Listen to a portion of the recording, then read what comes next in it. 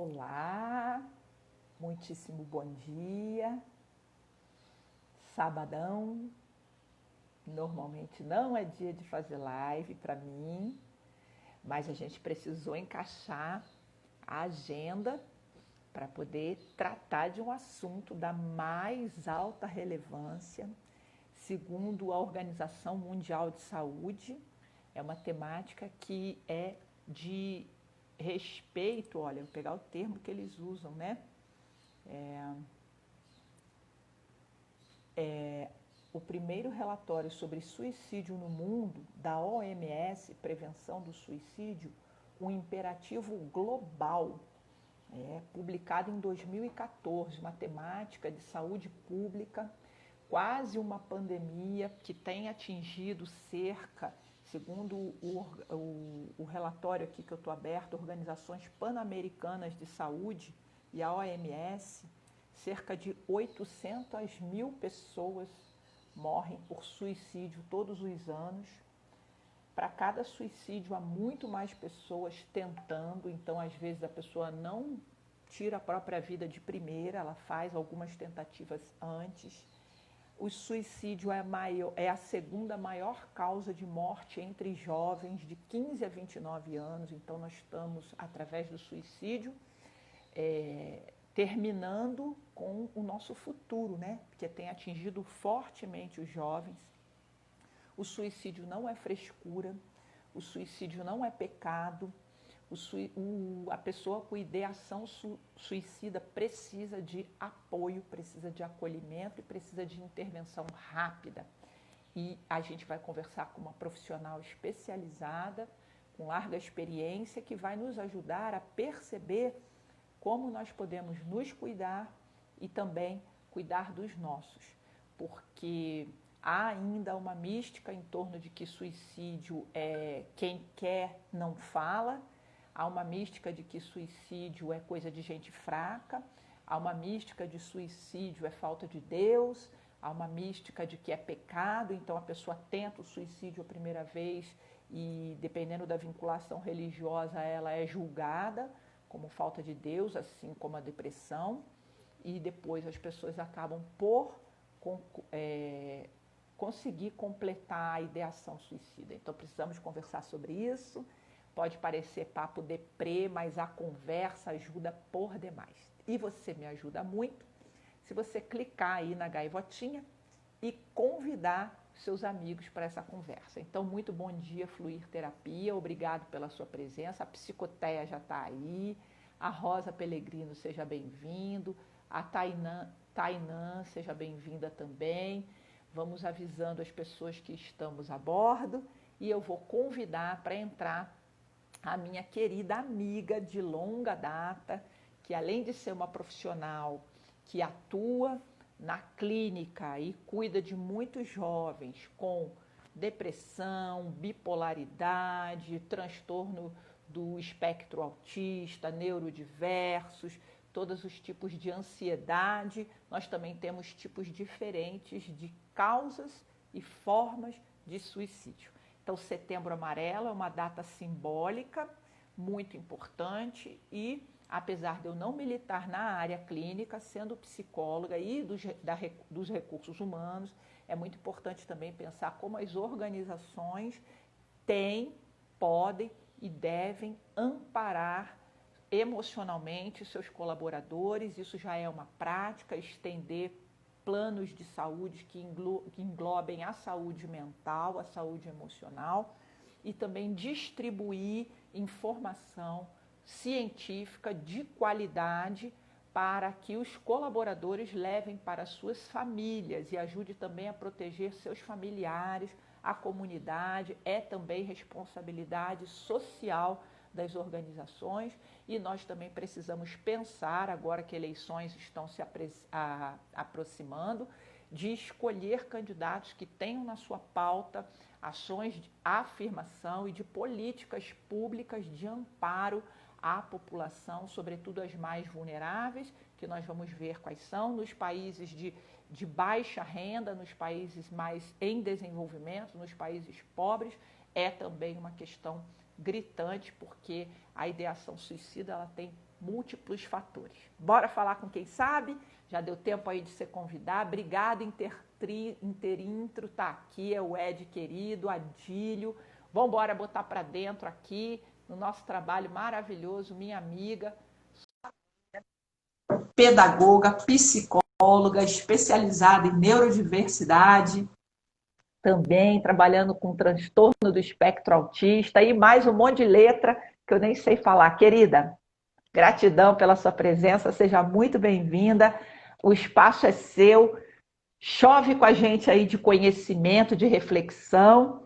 Quero começar, além de te agradecendo, pedindo para você contar um pouco da tua experiência, tá bom? Seja bem-vinda. Oi, Lucimar, bom dia a todos, que bom estar aqui. Lucimar é a minha amiga do peito aí, né? Ela que me tirou um pouco da minha linha, na minha zona de conforto, né? Me Vamos jogou aguardar o aí outubro rosa, que é do câncer de mama, falar do amigo do peito, né, Solange? Muito bem, muito bem. Lu, estou muito feliz, né? É um tema muitas vezes julgados como deprê, mas é por isso mesmo que a gente tem que falar, né?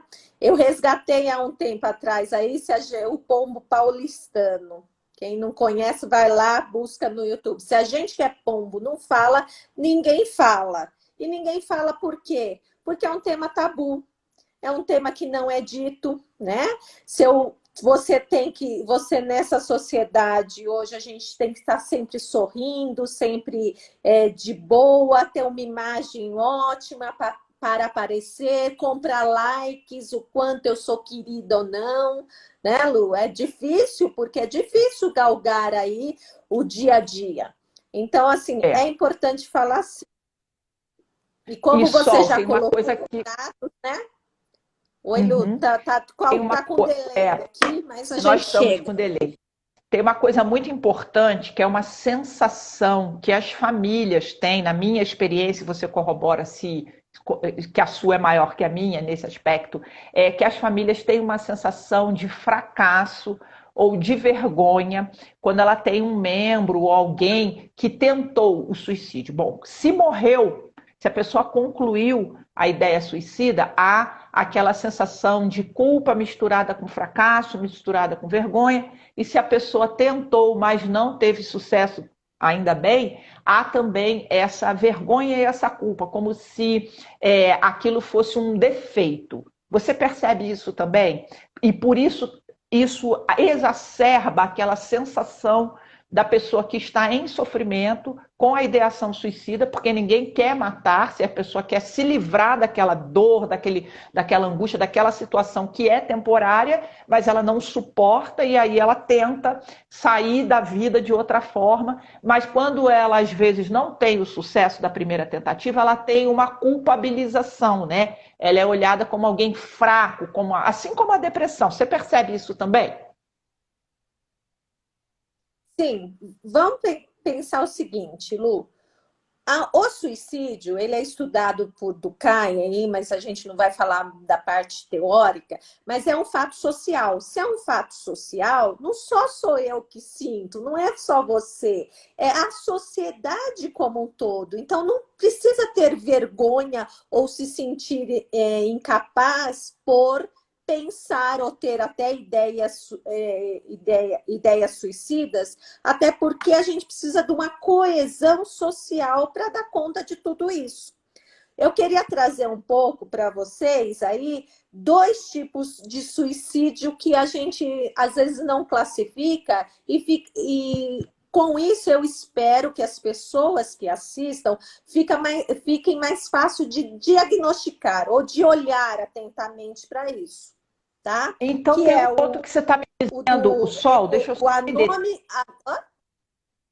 Eu ia te falar, então, suicídio não é tudo uma mesma coisa, né?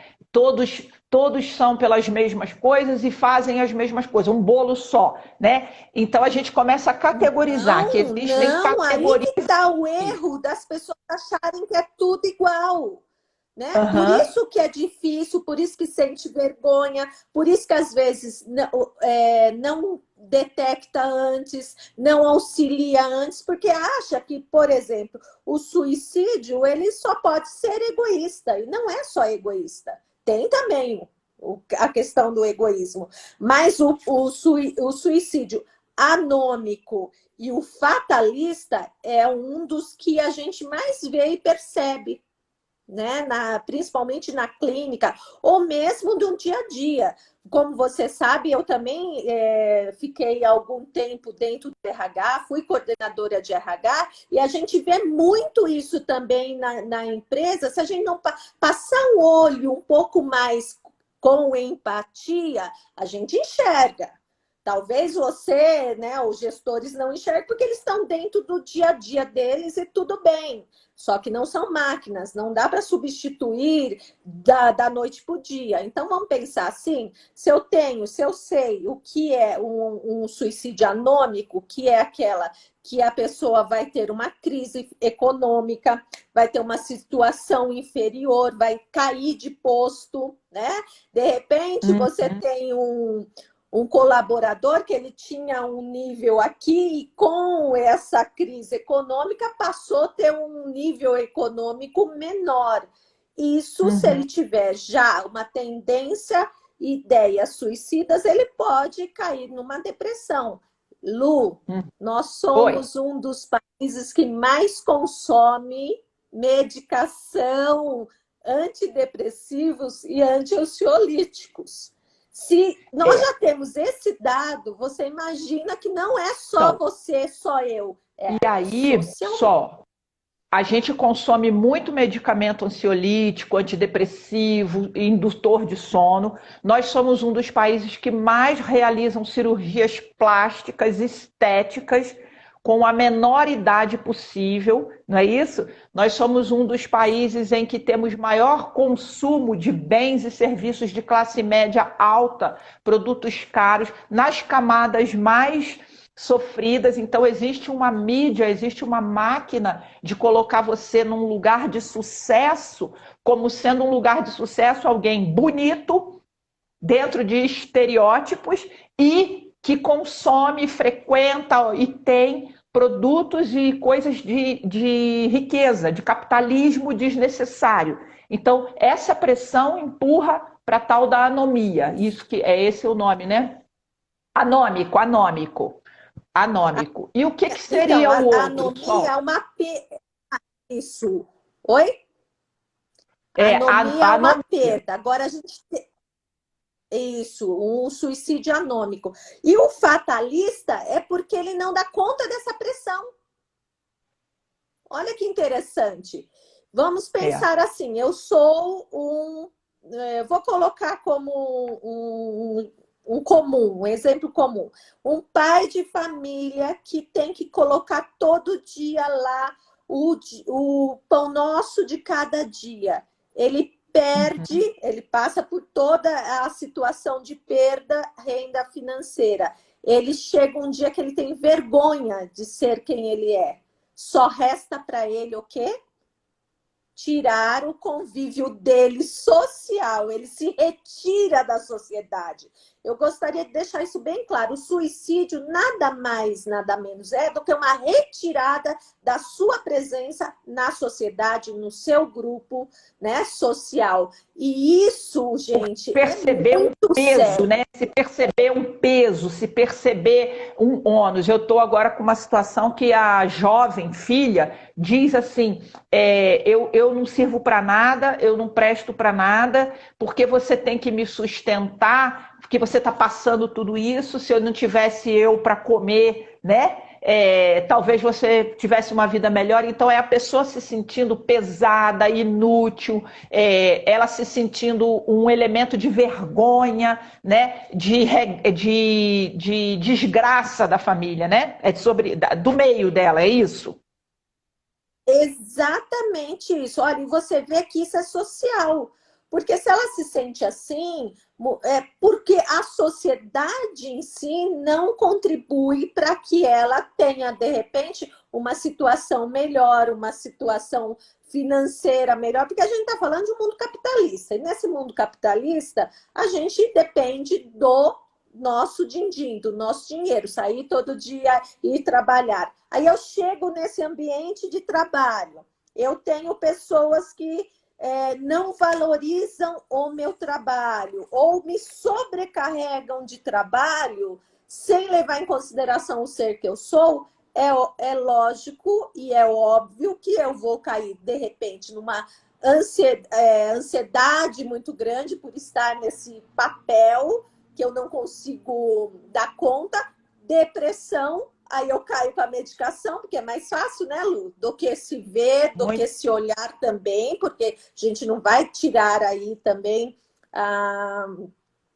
a individualidade, o meu poder de escolha, mas a gente também tem que pensar em todo esse contexto social. E o que as empresas podem fazer com isso? Porque o seu público é esse, né, Lu? Então, vamos pensar assim. Mas tem o Adílio aqui, Solange, só um segundinho que está com delay. O Adílio, ele está trazendo uma questão interessante. O Adílio Correia, ele deu bom dia para você. Ele fala assim, doutoras, nos chamamos de doutora. Eu não fiz doutorado, mas aceito a gentileza de me chamar de doutora. A gente aceita. Mas, ok, se você se sente bem assim, mas não sou doutora, tá?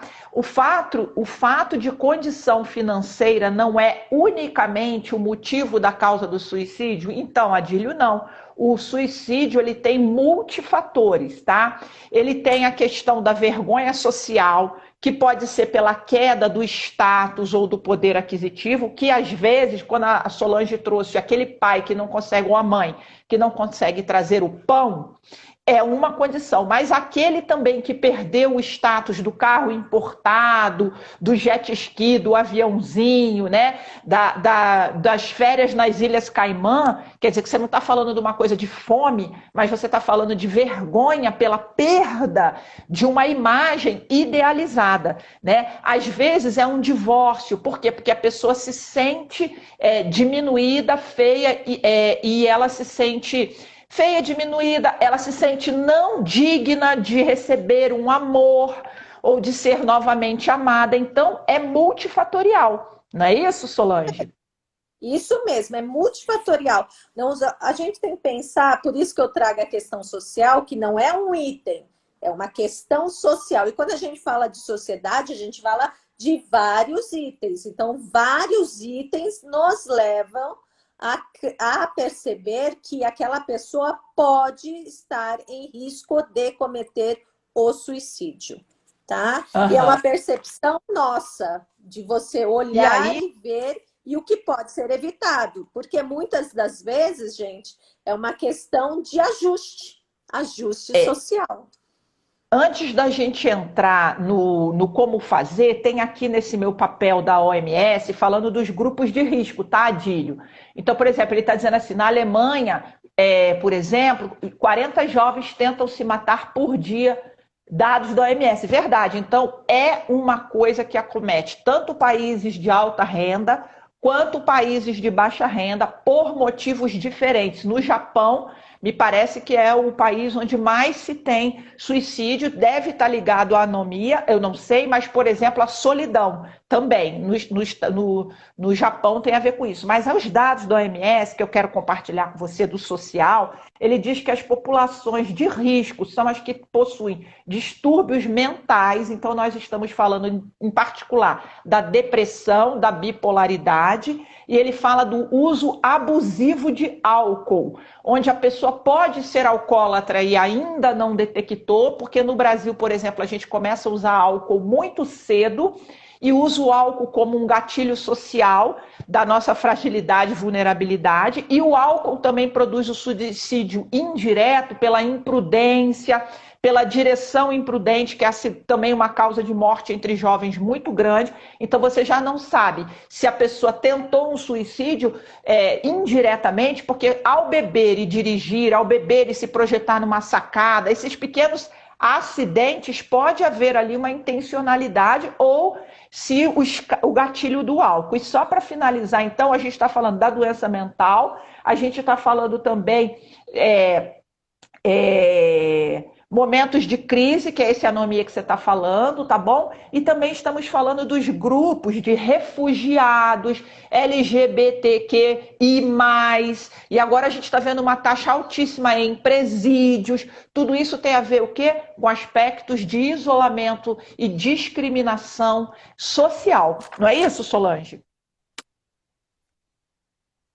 Isso, o bullying, né? O bullying, o não reconhecimento do pertencimento a uma sociedade, volta lá, tem tudo a ver com a questão aí, o isolamento,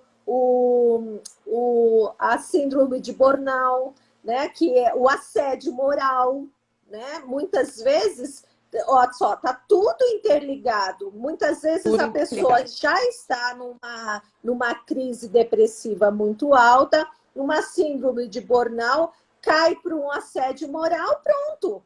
Hã? Na realidade, é isso. Eu estou vendo aqui que ele é bem participativo, ele está colocando que o crescimento de suicidas são mais jovens e adolescentes, sim, de 15 a 29 anos nós temos. Eu, clinicamente, atendo alguns pacientes com risco de suicídio, de tentativas de suicídio, e para cada suicídio são, no mínimo, 20 tentativas. 20 Olha que número alto. Essa né? pessoa está gritando por ajuda 20 vezes e a gente não vê, não enxerga, né? E ontem, assistindo, inclusive eu sugiro aquele documentário que está na Netflix do social media, né? O risco das mídias, social media, social learning media, tem um nome em português que me fugiu agora, mas está falando do quanto as redes sociais estão manipulando nossa vida. E ele mostra um estudo do crescimento de 2011 para cá, em vários países, é assim, um pico enorme de suicídios em jovens, que tem a ver com a autoimagem, que tem a ver com a aceitação, tem a ver com esse bullying, com esse padrão estereotipado. Então, esse social, na escola, na universidade, no trabalho. Eu, Solange, já tive uma situação no trabalho, há muitos anos atrás, quando eu comecei, que eu era uma analista ainda ambiciosa na minha carreira, eu tinha uma gerente muito, muito assediadora moral,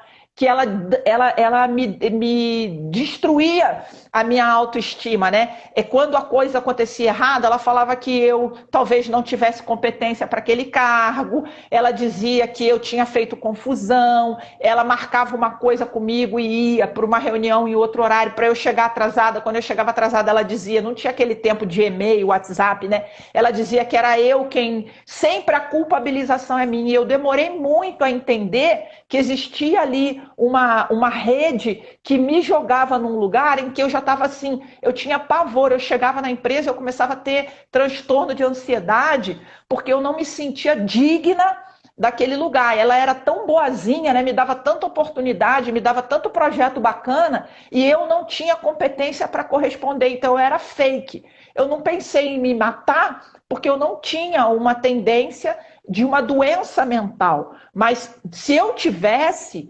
assim, eu tinha vergonha dos meus colegas, eu comecei a ter gagueira, eu ia falar, eu falava, eu desempenhava, mas aquilo era um sofrimento para mim, eu sempre achava que as pessoas estavam me olhando, eu vivi isso na minha pele, foi 2 a 3 anos para eu, com terapia, conseguir sacar que não era meu, era do outro. E fui embora e fui ser feliz. Mas eu vivi isso na pele, né? Essa coisa de não ser aceito, de se sentir você a pessoa estranha, né?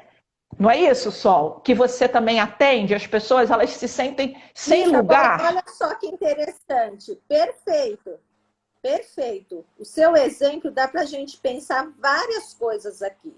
Vamos lá. Se eu estou trabalhando com você nessa época, eu vejo que você cada dia mais está se esquivando de algumas coisas. Vejo que você desenvolveu a gagueira para conversar com algumas pessoas. Quer dizer, tem algo diferente ali, gente. É só prestar atenção. Este olhar empático sobre o outro salva vidas.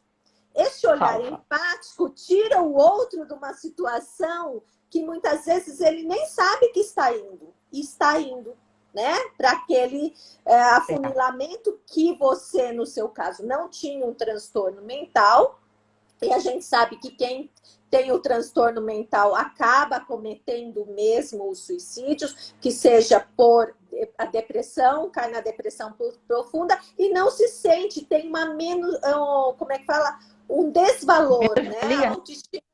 Eu tenho um paciente que ele é muito interessante, que ele tem uma autoestima baixa, e ele fala, eu nem tenho a alta, eu já tenho a baixa estima mesmo, não existe alto para mim. E ele voltou, olha que interessante, ele voltou depois de meses afastado do trabalho, ele voltou. E o que fizeram com ele? Isolaram ele num canto. Quer dizer, olha que perigo que tem ali. Isolaram porque ele estava afastado, então já estão fazendo o trabalho e não colocaram ele como um ser em produtividade, um ser de ação. E isso tem a ver, né, Sol, com a diversidade nas organizações. Às vezes a empresa, para cumprir cota, ou porque está bonito na moda, ela contrata a população minoritária, ex-presidiários, ou negros, ou refugiados, LGBTQ+, mas não faz um trabalho de inclusão. Então, é aquela coisa de convidou para a festa, mas não chamou para dançar. A pessoa, ela se sente no isolamento social. Por quê? Porque ela não tem amigos, ela não participa dos conjuntos. Então, se você tem um colaborador que ele não sai, agora está em isolamento, mas ele não se entrosa, ele não participa dos happy hours, da celebração, ele não vai almoçar com as pessoas, ele não participa da rodinha de conversa, você já vai olhando que existe ali uma exclusão. Seja uma exclusão porque há uma discriminação do ambiente, ou seja uma exclusão porque a pessoa não está se sentindo pertencente. Já há uma possibilidade de fazer uma intervenção. Você tem um adolescente que diz que não vai num evento porque não tem roupa, né? Ou se vai no evento com uma roupa inadequada. Então, por exemplo, lá no Rio de Janeiro, de onde eu venho, a pessoa vai para a praia, mas ela vai quase de burca. Você chega lá, ela não quer tirar aquela roupa, ela não quer se mostrar de maiô. Você já vai percebendo que existe uma coisa que não está encaixada. Passa a festa inteira num dança, não conversa com ninguém, sentadinho no canto, aí fala, não, que eu tô na minha. Ninguém tá tão na sua assim, você não precisa ser o cara que vai para baixo do globo de música, mas há alguma interação, você conversa, você tem alguns petit comitês, você vai vendo que a pessoa vai ficando cada vez mais isolada, cada vez mais no mundo dela, e às vezes conectado na rede, não é isso? São sinais, são pistas. Ou a pessoa fala de que ela não vale nada, de que ela é um peso, de que ela não presta para nada. Ela já está dando a mensagem. Faz sentido isso, Sol? Todo sentido, né? E assim, para quem se interessa, vou deixar a deixa aí para o pessoal e lembrando de novo, não existe só um tipo de suicídio, só o motivo que leva ao suicídio, né? Então a gente tem que ver esse contexto como um todo. Então, se eu tenho uma pessoa que ela está dentro desse perfil que você falou, aí eu vou me remeter ao suicídio egoísta, quer dizer, aquele que não se encaixa no egoísta, que é um termo técnico que foi usado lá. Não é que a pessoa é egoísta, não. Mas não é egoísta que a pessoa é egoísta, porque ela não se sente adequada em lugar nenhum. Então, não me encaixa em lugar nenhum, não encontro a minha tribo, né? Isso, não se encontra na tribo, não faz parte, né, de nenhum grupo.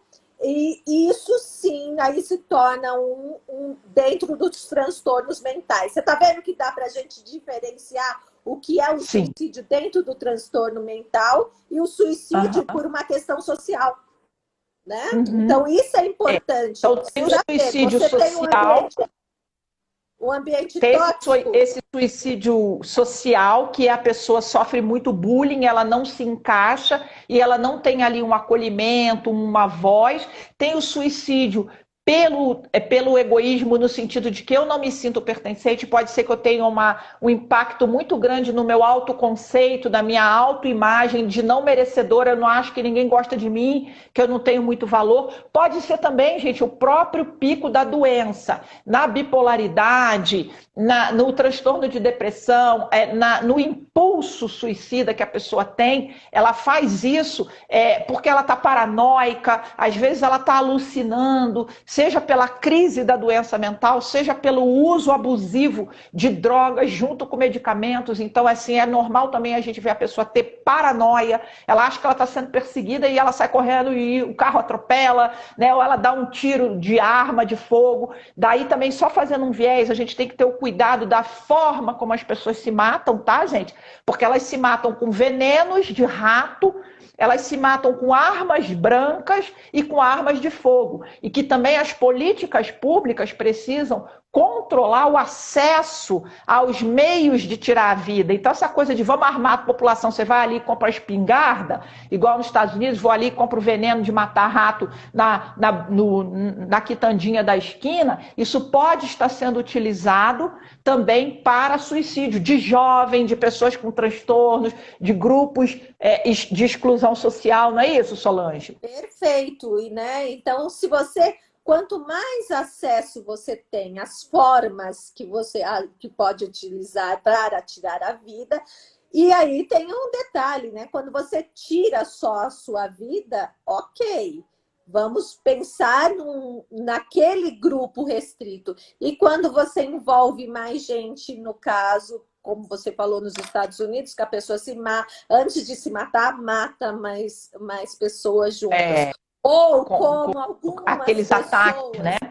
Exatamente, como a gente tem aqui no Brasil alguns casos que mata a mãe, mata os filhos e se mata. Olha só, gente, são vários tipos de suicídio. Então, quando a gente fala, eu gostaria que de tudo que a gente vai falar aquilo, se você jogar lá no Google, ele vai te dizer. Mas eu gostaria de dizer o seguinte, gente, pense que não existe um tipo de suicídio, existem várias causas para o suicídio e vários perfis de suicídio. Então, quando alguém tiver na tentativa de cometer um suicídio, está gritando ajuda, não diga para ele o que não dizer, não diga como você é egoísta, ou você está tentando chamar a atenção. Digo para vocês, ninguém chama atenção assim. Né? Hoje, por exemplo, eu tenho aí uma experiência com adolescentes que se automutilam. Né? Então, quer dizer, você chegar nesse ponto de ansiedade ou nesse ponto de depressão, vai cair para os transtornos mentais? Sim. Aí alguém colocou aí, a maioria são jovens, sim, gente. Daí entra na questão de não ter referências, de não ter aí aonde se apegar, né, nas coisas. Quer dizer, eu fico no vácuo. Tá vendo como é social isso? O suicídio é social. Como eu vou conversar sobre isso? Agora você veja, se a pessoa tentou o suicídio ou morreu pelo suicídio, ela não tem seguro. Há uma legislação que os seguros não pagam. Então, quer dizer, até a miséria ou a dificuldade vem. Aí, por exemplo, eu não sei como é, mas até um tempo, no catolicismo, porque já vivi isso, não tem extrema unção, não pode fazer missa de sétimo dia, os rituais religiosos, porque um suicida é um pecador que tirou a própria vida. Então, a família também não consegue elaborar, não é isso? Aí você vai, por exemplo, para a questão da empresa. Se o colaborador aparece lá com um atestado, nessa situação que eu vivi, alguém aqui se identificou, eu fazia terapia e um dia, na minha terapia, na hora do almoço, eu tive uma crise de ansiedade, eu comecei a passar mal, eu falei, eu não vou voltar, eu não consigo ir mais para lá, de tão pressionada que eu estava. Aí a minha psicóloga fez um atestado e falou, volta, entrega o atestado e 3 dias em casa. E eu pensei, eu não posso levar um atestado psicológico porque eu sou uma psicóloga e trabalho no RH. Se eu chegar com um atestado lá de que eu tive uma crise burnout ou transtorno de ansiedade, vão dizer que eu sou maluca e vão me botar no quartinho da geladeira. Eu não posso levar esse atestado. A sorte é que no andar tinham consultórios de médicos e a minha psicóloga tinha amigos, conseguiu para mim um atestado de disenteria, dor de barriga, de uma virose que me deu diarreia. E aí ela me deu 3 dias para casa. E eu não voltei para o trabalho, eu não voltei. Dali eu fui embora e liguei e falei, olha, eu comi alguma coisa que fez mal e eu estou 3 dias em casa. Então você vê, as pessoas, elas escamoteiam porque elas têm vergonha E não é uma vergonha injustificada, porque as organizações e as famílias, as comunidades, elas não estão preparadas para lidar com alguém que está passando, e olha, nem falei de suicídio, né? Só falei de crise de pânico, né? Quase uma crise de pânico, nem foi, também foi uma tag, né? Uma ansiedade generalizada. É um pouco de pânico, eu não sei bem, mas não é o meu caso que Não, estamos teve só discutindo, uma é o quadro, crise, né? né? Você teve uma crise, só configura um transtorno de ansiedade quando são vários episódios. Então, assim, Aham, a gente tem que pensar. Por exemplo, eu tenho, né? Já que a gente entrou, tá gostoso isso que a gente tá trocando experiência. Quem se identificar e quiser perguntar aí, fique à vontade. Mas eu fica à também vontade. tenho uma outra paciente que ela está trabalhando em home office, não está produzindo quase nada, baixou muito a produtividade dela e o pedido foi, né, de se desligar já há um tempo da empresa, já havia esse pedido, então a regra é assim, não vamos desligar ninguém. E aí, o que faz? Demanda muitos trabalhos que ela não dá conta ou tira todo o trabalho dela. Não tem uma medida, olha só, ou enche É. ela de trabalho ou tira todo o trabalho. Essa menina vive em crise. E uma das, eu dei para ela alguns dias, né, fora, passou com o psiquiatra, deu outros dias, aí a empresa falou, quando você vai entrar na caixa? É essa a pergunta. É. Olha só que interessante, não é assim, tudo bem com você, vamos ajustar o seu trabalho, você é uma boa, sempre foi uma boa funcionária, nós estamos falando de uma funcionária de mais de 10 anos de empresa, quer dizer, alguém que Uhum. sempre produziu, sempre esteve lá. Então, não é um olhar de empatia para esse ser que está ali É. do outro lado? É. A Adriana está dizendo que se identifica e passou por isso. Os caminhos são muitos, tá, Adriana? O primeiro é você se fortalecer e ter consciência do que é seu e do que é do outro. Que foi, então, muito trabalho de autoconhecimento. Não adianta ir para a farmácia e se automedicar ou conseguir um atestar, um remédio, porque o medicamento psiquiátrico sozinho não resolve o seu problema. Você precisa de psicoterapia para aprender a manusear os gatilhos, que são aquelas situações que disparam em você a ansiedade, o que seja o seu transtorno, tá? Então, no meu caso, é o canal de denúncia da sua organização para você dizer que está sendo assediado moralmente, para que aquele líder, várias empresas sérias já têm tratativa para isso. Se a sua empresa não tem, amiga, vai embora, arranja outro lugar. É melhor você vender picolé na praia do que você ficar debaixo de uma liderança, de uma empresa. O seu dinheiro não justifica, porque você vai escalar. Então, às vezes, a pessoa, você fala isso, Lu, para eu pedir demissão, porque você não sabe, eu tenho 3 filhos para criar. Eu também tinha 2 filhos para criar. Mas eu vou te dizer, se você está adoentado e o ambiente não vai tomar nenhuma medida para você ser transferido para uma outra pessoa, ou outro setor, ou outro quadro, é melhor você ir embora e recomeçar do que você ficar ali, porque vai escalar, entendeu? Quer dizer, o que quero dizer? Você vai ficar num círculo vicioso. Quanto mais inseguro, mais opressão, porque aí até o que não é opressão vira opressão. Faz sentido isso, Solange? Com todo sentido, todo sentido. Aí a Tainá está dizendo aqui que é difícil, às vezes, tratar o que é algo menos grave, como ansiedade. Então, gente, tudo começa na ansiedade. O nosso cérebro, ele também tem a parte primitiva. Se você não Uhum. controla a ansiedade, você pode sim ir para uma questão dos transtornos mentais, tá, gente? Pode, Não é porque que você da você está ansiedade isento de escala. tudo. Você Oh, pode virar um toque, você pode ter uma bipolaridade, que é um transtorno que leva muito a suicídio e não é percebido às vezes por causa das fases, né, Sol? A gente vê o depressivo e acha que o depressivo é sempre tristinho, mas ele pode ser um bipolar, ele tem a euforia, a histeria, aquela pessoa, uhul, sempre festa, né? Depois ela fica no vale, e aí você acha que são os ciclos da vida, já tem ali. E um transtorno mental leva de 8 a 15 anos para ser agudizado e detectado. Então, às vezes, você vai batendo cabeça, achando que é temperamento, achando que é da vida, se benzendo, sei lá o que mais, até você cair na mão de um bom profissional que possa trabalhar com você, né? Então, e a ansiedade, o que acontece na maioria das vezes? Você vai agravando, entra num transtorno, numa crise aí de ansiedade aguda, o transtorno do pânico, daqui a pouco você não tem nem como sair de casa. E isso a gente tem visto, né?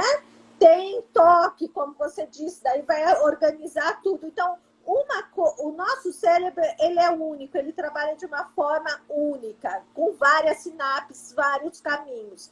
E a sociedade, ela não, ela é fragmentada. Então, você tem que dar conta dessa sociedade. Esse seu cérebro que trabalha em conjunto tem que dar conta dessa sociedade fragmentada. E isso é então, importante. para a gente ir para as dicas, eu quero só que você pense que não é só um problema seu e da sua família, é um problema de política pública, de saúde pública, de educação pública, de acesso a leis que amparem as pessoas, onde você tem, por exemplo, no Brasil, o CVV 103, você diz que faz uma prevenção, você ter acesso à assistência médica, professores capacitados, profissionais de saúde capacitados, porque, por exemplo, a minha primeira sogra, mãe do meu primeiro esposo, certamente, no meu ponto de vista, tinha uma bipolaridade, a vida inteira se tratou com um cardiologista e uma ginecologista que nunca detectou o transtorno mental. Chegou a ponto dessa pessoa morreu por outras coisas, mas teve uma vida de qualidade péssima, infernizando, né, as pessoas em torno dela, porque o transtorno mental fazia que ela tinha uma distimia, um mau humor, uma agressividade, criava problema onde ia, inclusive na internação dela, para você ter ideia, ela arrumou uma briga horrorosa com a outra doente, porque o quarto era... Então, assim, fica-se sendo tratado como se fosse uma pessoa difícil, e não é, e assim, o cardiologista nunca percebeu, a ginecologista nunca percebeu, então os médicos não conseguem, a escola não sabe tratar, as famílias não sabem tratar, as comunidades religiosas não sabem tratar. Então isso aí é uma questão de educação. Pastores, padres, líderes religiosos, professores, educadores, líderes e RH deveriam saber fazer o colchão de proteção, sobretudo a essas populações excluídas. E agora a gente tem visto o índice de suicídio em presídio, com um julgamento moral incrível, porque já que o cara foi assassino, se ele se matar é -1. E ele se mata pelo uso abusivo das solitárias, o uso abusivo do enclausuramento, e a pessoa ela não está na cadeia para ser punida do ponto de vista de sua vida não vale, mas para ser reeducada. Né? E no presídio não tem só fera, né? Tem também pessoas, às vezes, que roubaram um pão, roubaram uma galinha, né? Deram um tiro porque beberam ali no baile, né? Então a gente também precisa pensar no social. Mas vamos aqui, Sol, para endereçar o nosso tempo, dicas de como eu posso perceber que eu estou entrando numa roda de adoecimento, ou como eu posso oferecer uma ajuda para quem está em torno de mim adoentado. O que você pode nos dar de dica? Como perceber isso? Como perceber? Como já foi dito nas nossas falas anteriores, o isolamento. Pessoas que não querem, evitam tudo aquilo que ela gostaria de fazer e não consegue, você tem que pensar na variação de humor, na queda de rendimento dessa pessoa, na fala do adeus constante. Por exemplo, se eu não tivesse aqui, tudo seria melhor. Ou quando eu sumir, vocês vão ver, vocês vão se livrar de mim, né? Isso é muito importante. Então, repare que nessas falas, as pessoas sempre deixam tudo como um adeus. Então, o adeus constante está sempre na fala dessas pessoas. Olha como eu preciso estar com uma escuta mais ativa. A negação, então ela se recusa muitas vezes a se alimentar direito, a se organizar, né, fisicamente, autocuidado, né? Autocuidado, a higiene pessoal dela, né? Isso é muito importante. Se esconde, os adolescentes gostam do capuz, né? As mulheres muitas vezes exageram na maquiagem. Olha só, são dicas muito precisas, né? E preciosas. os acidentes, muitos acidentes, está sempre se cortando, está sempre caindo, está sempre sem aparência, não tem muita explicação, né? Esses acidentes, aí sim, o isolamento e todo o histórico familiar aí de depressão, de ansiedade. Então, a gente tem que ter um cuidado redobrado quando se tem um histórico familiar de doenças mentais, tá? De transtornos mentais. Isso são sintomas muito claros, precisa do acolhimento, você precisa conversar com essas pessoas e não é uma conversa de julgamento, nem de doutrinação. Aquele papo de falar assim, você é forte, faz oração, para com isso, o que é isso? Tu é maior do que isso? Vamos deixar disso. Esse tipo de fala, ele não ajuda. Não funciona. Não funciona. E não funciona você dizer, você está com falta de Deus. Não adianta você falar assim, tá vendo? Você não faz o que Deus quer, portanto você está assim. Não, gente. Essa conversa só piora a situação, porque a pessoa fala, gente, nem em Deus eu creio, olha só, nem Deus está me vendo. Aí piora tudo, gente.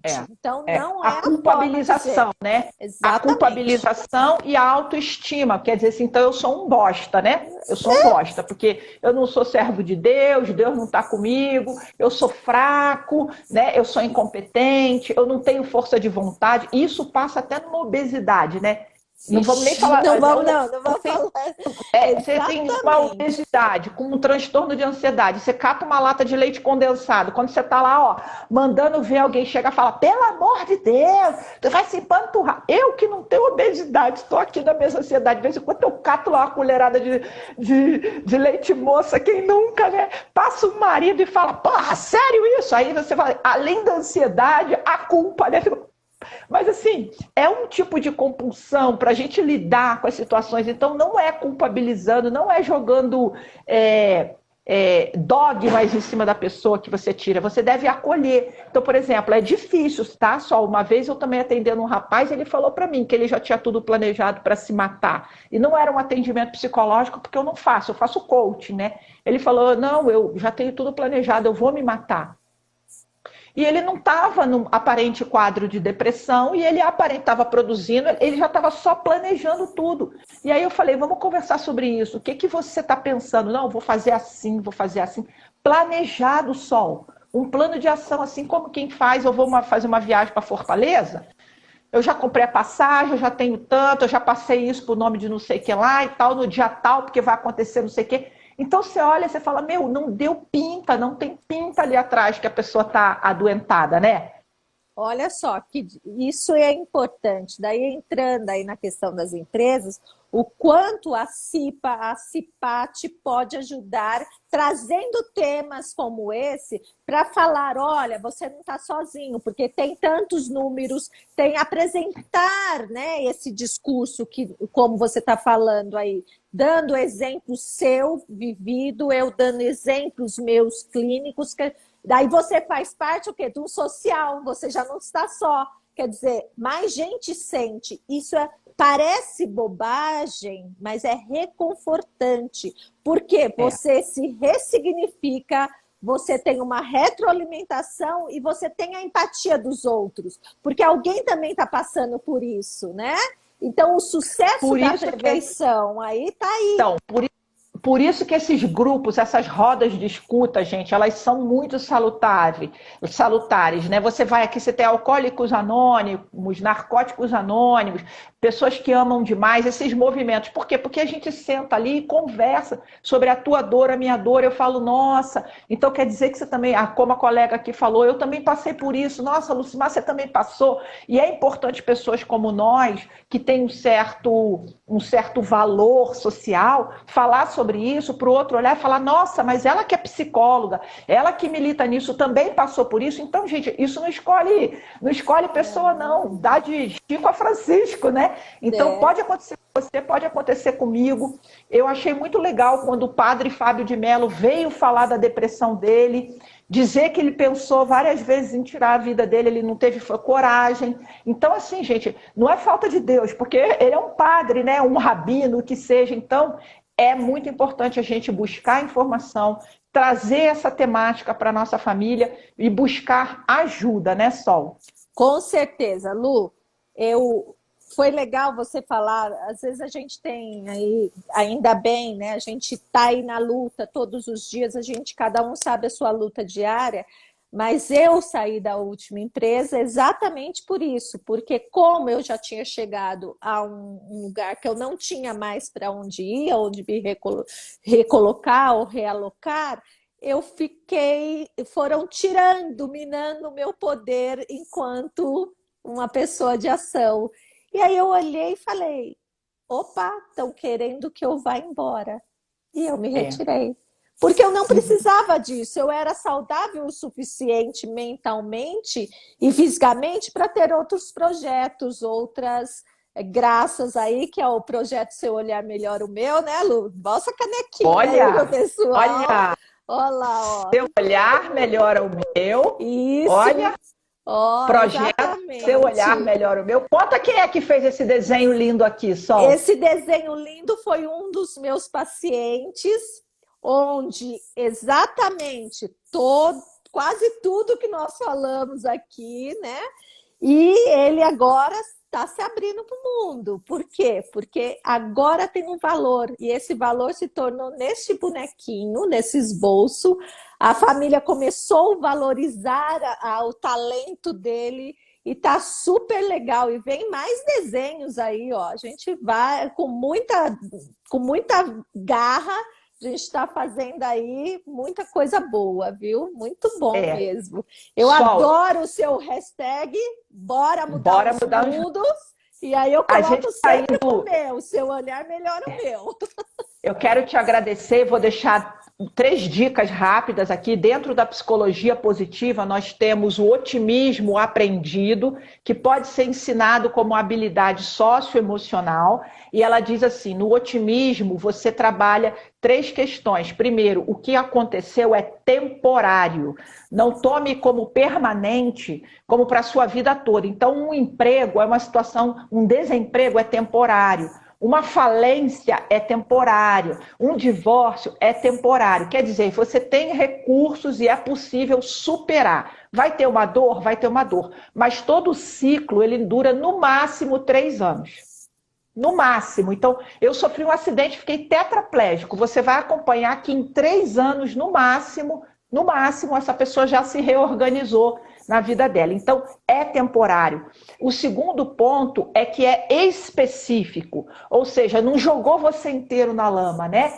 Você tem outras áreas da sua vida, você tem sua saúde, você tem sua família, você tem seus amigos, você tem seu conhecimento, se foi adoentado, você tem seu trabalho. Então, há outros pilares na sua vida do qual você pode se apoiar. Então, eu não estou acabado inteiro, né? Não é porque alguém me discrimina no trabalho que eu não tenho valor na vida. É no trabalho, ou é com aquele chefe, ou é com aquele colega, ou é com aquele relacionamento. Não são com todos. Eu preciso entender isso para eu poder me fortalecer. E o terceiro é que não é sobre quem você é sobre o que aconteceu. Perfeito, Lu, perfeito. Então, esses 3 aspectos, eles podem ser ensinados para o seu jovem, para o seu filho, para o seu colaborador, de que tem saída, porque é temporário, é específico e é sobre o que aconteceu. Então, não é para tudo, não acabou sua vida e não destruiu você como ser humano. Você tem múltiplas facetas. Você pode sair com cicatriz, mas você sai, entendeu? Isso e aí depois você passa um meio, né? Isso! E assim, o sucesso para a prevenção do suicídio é ter rede social, né? Uma rede social ativa, de apoio, cada linha segue vamos dizer, rede de apoio, né? Rede social de apoio, uma rede que seja solidária e consistente, esteja ali com você. Vamos lá, né? Não desiste não, estamos aí. E dar o valor devido a cada um, né? Isso é importante.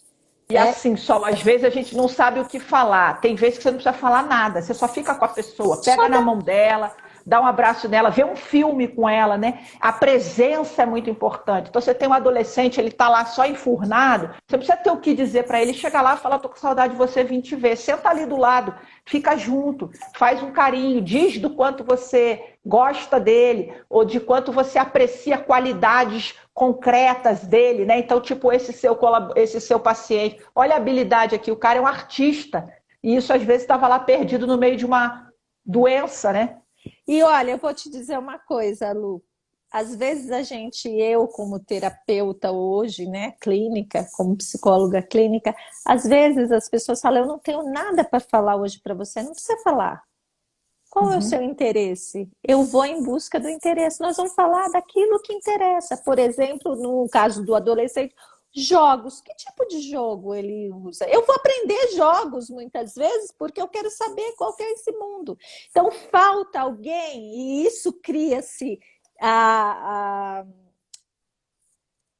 empatia. Por quê? Porque a gente vai em busca daquilo que faz sentido para aquela pessoa, sem julgamentos, é o que você falou. Se eu vou já não pode, olha, tá sem Deus, olha, tem que fazer. Não, olha aqui, ó, deixa eu ver o que você sabe. É isso. Deixa eu ver o que você tem. Foi uma alegria, nosso tempo voou. Muito obrigado, porque eu sei que você está passando um final de semana aí de descanso merecido, a conexão foi e voltou. Sol, você torna a minha vida mais iluminada, por isso que você é o sol. Muito obrigada. Muito obrigada. Você me melhora de muitas formas. Você fala que eu sou sua amiga do peito, mas você é minha amiga da alma, e isso é muito importante, tá? Gratidão pelo seu saber, pelo seu tempo, pela sua partilha. Gente, precisando de ajuda, Centro de Valorização da Vida e direct aqui pra gente, que se a gente puder, eu ou a Sol, tá aqui no Psicoteia, estamos aqui disponível para te acolher, tá bom? Isso, deixa eu só falar aí desse tempinho. Gente, Psicoteia, o que é? É um atendimento direto a pessoas autistas, a adolescentes autistas. Eu fechei toda essa minha carreira, que talvez de RH, né? De vez em quando a gente ainda faz alguns trabalhos à parte, algumas palestras, mas eu me dediquei a isso de corpo, alma, coração, e a Lu sabe disso. Então, tô lá e falo de tudo, porque o nosso mundo é diverso e neurodiverso. Tá bom? Tchau, tchau. A primeira coisa que você tem que fazer é aceitar você mesmo. Eu sou top. Por quê? Porque sou único. Beijo. Perfeito. Tchau, tchau. Felicidade. Tchau.